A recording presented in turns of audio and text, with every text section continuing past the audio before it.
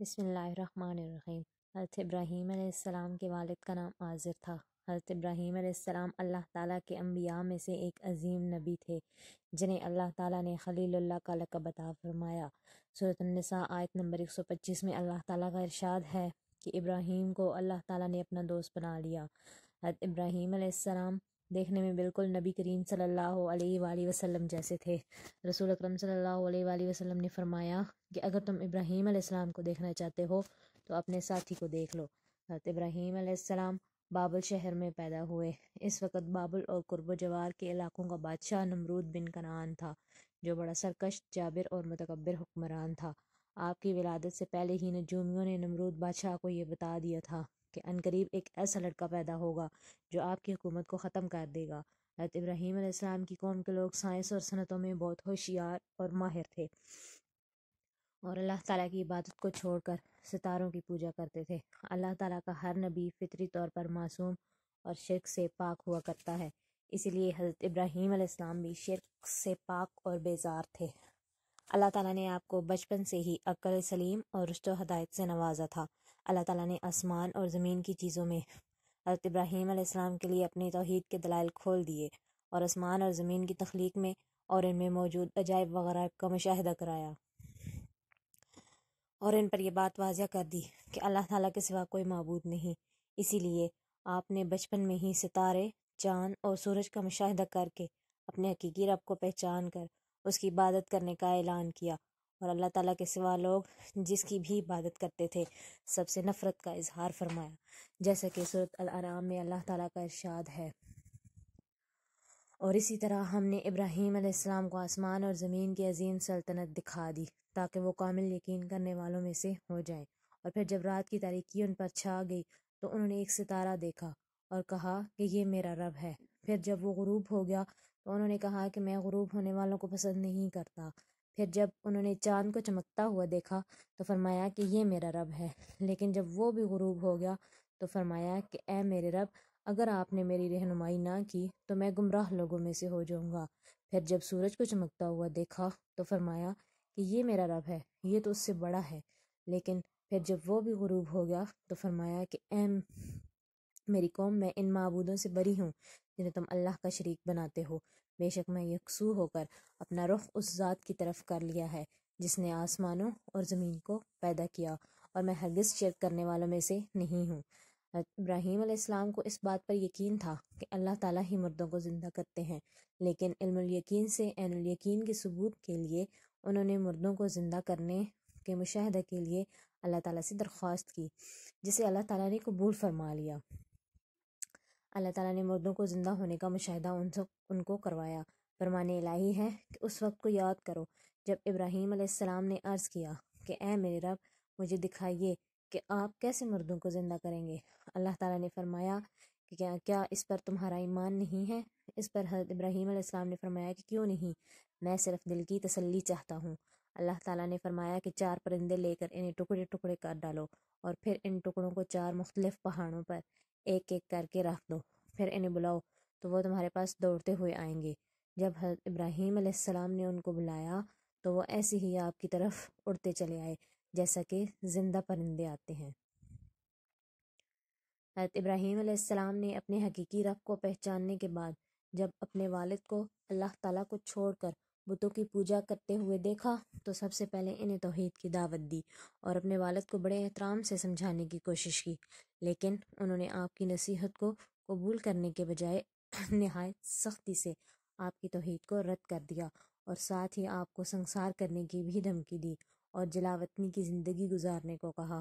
آپ نے صبر و تحمل کا مظاہرہ کرتے ہوئے بڑے اچھے انداز میں جواب دیا کہ اے ابا جان، آپ پر سلام ہو، میں اپنے رب سے آپ کی بخشش کی دعا مانگتا رہوں گا۔ میں آپ کو اور ان تمام چیزوں کو چھوڑ کر جا رہا ہوں جنہیں آپ اللہ تعالیٰ کے سوا پکارتے ہیں۔ حضرت ابراہیم علیہ السلام نے اپنی پوری قوم کو توحید کی دعوت پیش کی، مگر قوم بتوں کی عبادت پر جمی ہوئی تھی۔ انہوں نے حضرت ابراہیم علیہ السلام کی دعوت کو ماننے سے انکار کر دیا اور اپنے معبودوں سے خوب ڈرایا اور دھمکایا، مگر آپ نے ہمیشہ استقامت کا مظاہرہ فرمایا۔ جب ابراہیم علیہ السلام کی دعوت کو قوم نے ماننے سے انکار کر دیا تو آپ قوم کو توحید کا سبق سکھانے کی تلاش میں تھے۔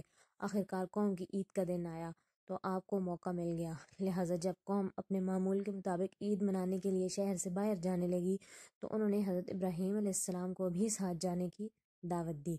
آپ نے سوچا کہ قوم کو مطمئن کرنے کے لیے ایسی تدبیر کی جائے کہ وہ ساتھ لے جانے پر اصرار نہ کریں، اور میں قوم کو خود ساختہ معبودوں کو توڑ کر قوم کو یہ سمجھا دوں کہ جن بتوں کی تم عبادت کرتے ہو وہ تمہارا تو درکنار اپنا دفاع کرنے کی بھی صلاحیت نہیں رکھتے۔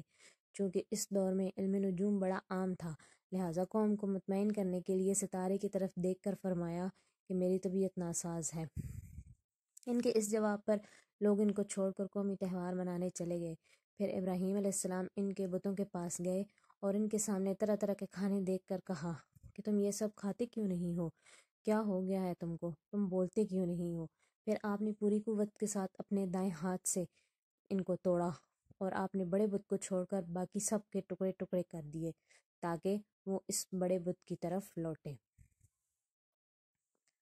حضرت ابراہیم علیہ السلام کی قوم جب عید منا کر واپس لوٹی تو لوگ سب سے پہلے اپنے بتوں کی عبادت کے لیے بت خانے میں گئے اور اپنے معبودوں کو ٹوٹا ہوا دیکھ کر غصے میں آ گئے اور کہنے لگے کہ کس نے ہمارے بتوں کی توہین کی ہے۔ ان میں سے جن لوگوں کے سامنے حضرت ابراہیم علیہ السلام نے بتوں کے خلاف کارروائی کرنے کی قسم کھائی تھی، وہ لوگ کہنے لگے کہ یہ کارروائی ابراہیم کی ہی ہو سکتی ہے کیونکہ وہ ہمارے معبودوں کا دشمن ہے۔ پھر وہ لوگ حضرت ابراہیم علیہ السلام کو پکڑ کر لائے اور ان سے سوال کیا کہ ہمارے معبودوں کو کس نے توڑا ہے؟ آپ نے جواب دیا کہ میں نے تو نہیں کیا، بلکہ یہ کام تو ان کے بڑے نے کیا ہوگا۔ اگر یہ بت بول سکتے ہیں تو تم انہی سے پوچھ لو۔ یہ سن کر وہ اپنے دلوں میں حق کے قائل ہو گئے اور دل میں کہنے لگے کہ در حقیقت تم ہی ظالم ہو۔ پھر وہ فوراً ہی اعتراف حقیقت سے مکر گئے اور کہنے لگے کہ اے ابراہیم، تمہیں معلوم ہے کہ یہ بت بولتے نہیں ہیں۔ حضرت ابراہیم علیہ السلام نے اس پر فرمایا کہ کیا تم اللہ تعالیٰ کے سوا ایسی چیزوں کی عبادت کرتے ہو جو نہ تمہیں نفع پہنچا سکتی ہیں اور نہ ہی نقصان؟ افسوس ہے تم پر اور تمہارے ان معبودوں پر جن کو تم اللہ تعالیٰ کے سوا پوجتے ہو۔ حضرت ابراہیم علیہ السلام کی قوم آپ کے پیش کردہ دلائل پر لاجواب ہو گئی۔ تو جیسا کہ باطل پرستوں کا طریقہ ہوتا ہے کہ جب وہ دلائل کے سامنے بے بس ہو جاتے ہیں تو طاقت کے استعمال پر اتر آتے ہیں، اسی طرح قوم ابراہیم نے بھی کیا۔ انہوں نے آپس میں یہ طے کیا کہ اب ابراہیم علیہ السلام کو خاموش کرنے کی ایک ہی صورت ہے کہ ہم انہیں بھڑکتی ہوئی آگ میں ڈال کر جلا دیں تاکہ دنیا کے لوگ ان کی بے بسی کا اپنی آنکھوں سے نظارہ دیکھ لیں اور ہر شخص کو یہ معلوم ہو جائے کہ ہمارے بتوں کی توہین جو بھی کرے گا ہم اسے اسی طرح دردناک سزا دیں گے۔ حضرت ابراہیم علیہ السلام کی قوم ان کو نظر آتش کرنے کے لیے ایک عرصے تک ایندھن جمع کرتی رہی اور جب ایندھن جمع ہو گیا تو اسے آگ لگا دی۔ جب آگ سے بڑے بڑے شعلے بلند ہونے لگے تو انہوں نے حضرت ابراہیم علیہ السلام کو منجنیق کے ذریعے دور سے ہی آگ میں پھینک دیا۔ جیسے ہی آگ کو آگ میں ڈالا گیا، اللہ تعالیٰ نے آگ کو حکم دیا کہ اے آگ، ابراہیم کے لیے سکون اور سلامتی والی بن جا۔ اسی طرح اللہ پاک نے حضرت ابراہیم علیہ السلام کی حفاظت فرمائی اور آپ کے خلاف قوم کی تیار کردہ سازش کو ناکام بنا دیا۔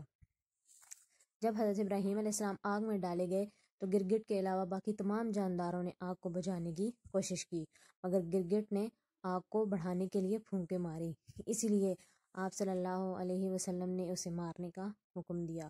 بخاری شریف کی حدیث ہے کہ نبی کریم صلی اللہ علیہ وآلہ وسلم نے فرمایا کہ گرگٹ کو جہاں بھی دیکھو مار دو کیونکہ اس نے ابراہیم علیہ السلام کو جلانے کے لیے آگ میں پھونکیں ماری تھی۔ اور مسلم میں بھی روایت ہے کہ جو ایک ضرب میں گرگٹ کو مار ڈالے اس کے لیے 100 نیکیاں لکھ دی جاتی ہیں، اور جو دوسری چوٹ میں مارے اس کے لیے اس سے کم نیکیاں، اور جو تیسری چوٹ میں مارے گا اس کے لیے اس سے بھی کم نیکیاں لکھ دی جاتی ہیں۔ حضرت ابراہیم علیہ السلام نے آگ میں ڈالے جانے سے پہلے یہ کلمات پڑھے کہ ہمیں اللہ تعالیٰ ہی کافی ہے اور وہی اچھا کارساز ہے۔ جب ابراہیم علیہ السلام کو اللہ تعالیٰ نے قوم کی سازش سے بچا لیا تو نمرود بادشاہ کو اس کے بارے میں بڑی تشویش ہوئی۔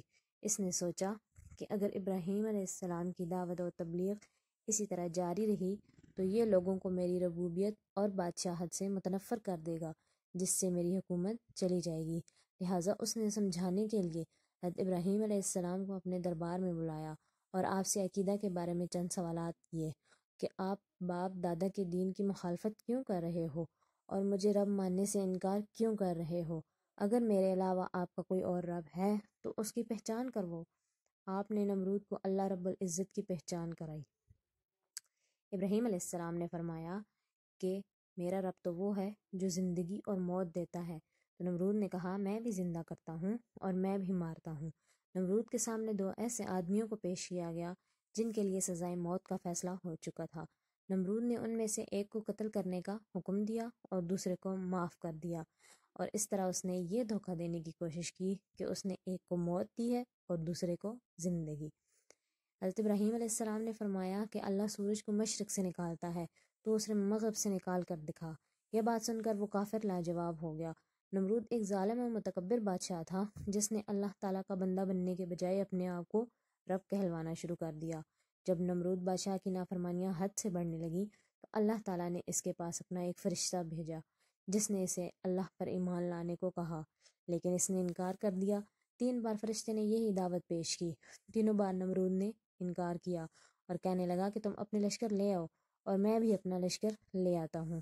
چنانچہ دوسرے دن نمرود نے سورج طلوع ہونے کے وقت اپنی فوجوں کو جمع کر لیا اور اللہ تعالیٰ نے بڑی تعداد میں مچھروں کو بھیج دیا جنہوں نے نمرود کی فوجیوں کو اس طرح کاٹا کہ ان کے جسم میں صرف ہڈیاں ہی رہ گئے۔ ایک مچھر نمرود بادشاہ کی ناک میں گھس گیا جو اسے بار بار کاٹتا تھا۔ اللہ تعالیٰ نے اس مچھر کے ذریعے کافی عرصہ تک اسے عذاب میں مبتلا رکھا۔ جب اس کے سر پر کچھ مارا جاتا تو بادشاہ کو کچھ سکون مل جاتا، لیکن جب پھر مارنا چھوڑ دیا جاتا تو مچھر پھر کاٹنے لگتا۔ آخرکار وہ اللہ تعالیٰ کے حکم سے اسی مچھر کے کاٹنے سے ہلاک ہو گیا۔ اس قصے کا دوسرا پارٹ دیکھنے کے لیے چینل کو سبسکرائب کریں۔ شکریہ۔